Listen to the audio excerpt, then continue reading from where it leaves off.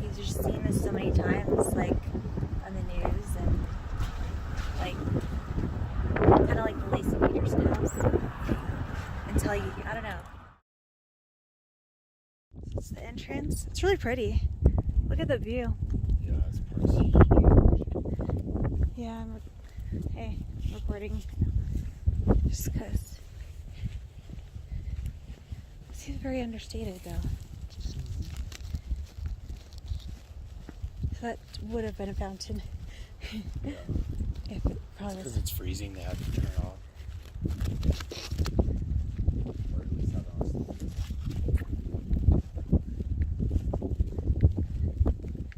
And it says never forget. Man, this.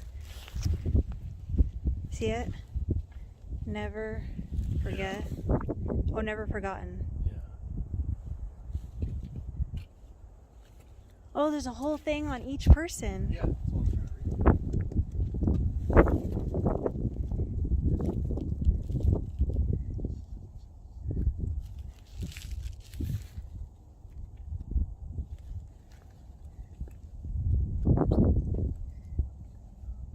trying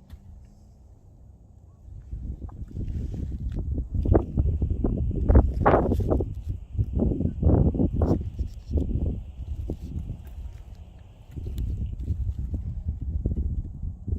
Here's another one Rachel Joyce got.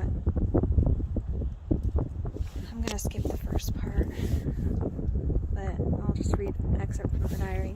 Rachel had a sense of destiny and purpose. She also had a premonition her life would be short. She wrote, "Just passing by, just coming through, not staying long. I always knew this home I have will never last." The day she died, she told a teacher, "I'm going to have an impact on the world." In her diary, she wrote, "I won't be labeled as average."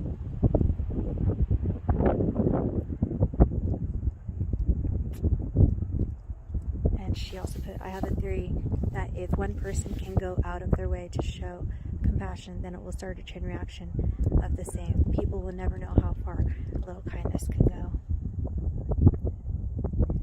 This is the girl when her final words, when she was asked if she believed in God. She replied, "You know I do." And then he shot her.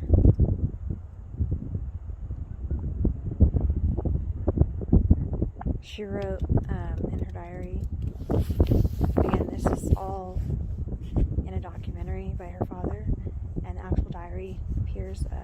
She wrote, "I want to serve you. I want to be used by you to help others." Her final words were a testimony to her life. It's ridiculous. These are just children.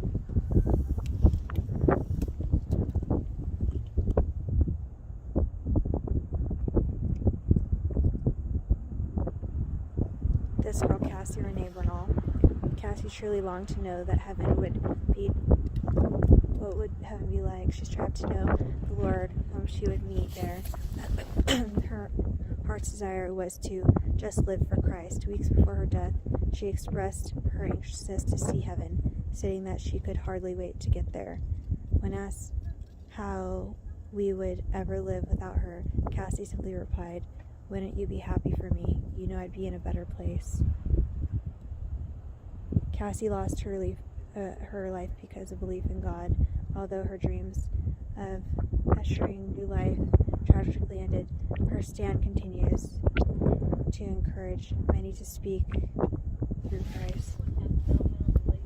Yeah, she's in a better place.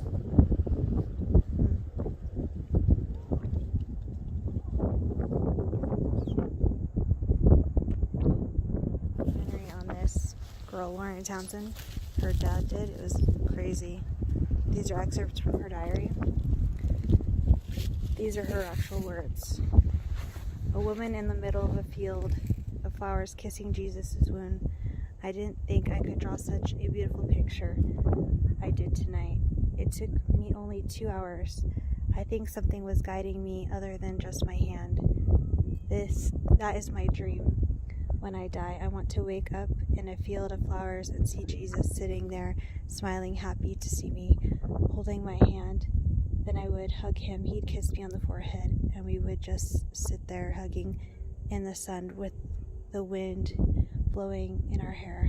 The wind is God, because God is everywhere. Just that moment is worth living many lives for. I feel so peaceful, calm, and joyful. Like I am on the verge of enlightenment. There's so much more going on here than we realize. I do think humanity is losing touch with itself and their relationship with their surroundings. Unfortunately, it usually takes a huge trauma to get people to realize what is important, and I feel that is what is going to happen to wake up everyone to get in touch with their spiritual sides. I'm not afraid of death, for it is only a transition, for in the end, all there is love. I think this was written a year to the day, actually, before she died. But, and she actually draws Columbine flower in one of her diary pictures, and I didn't know Columbine was a flower.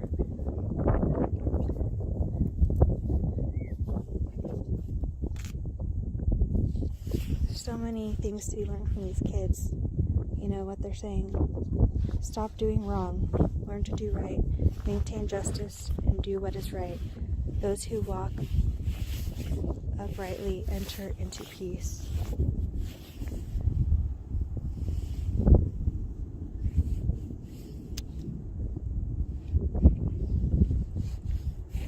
These people are real victims, and they have real things to say.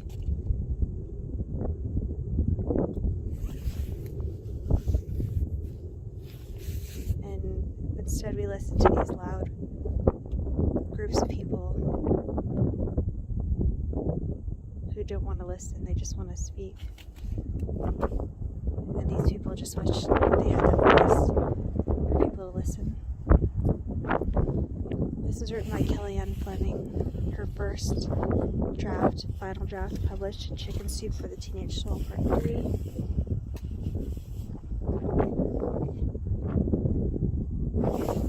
She writes,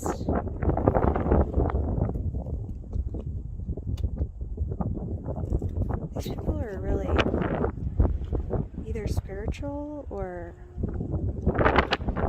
wise beyond their years. This is crazy, reading this stuff.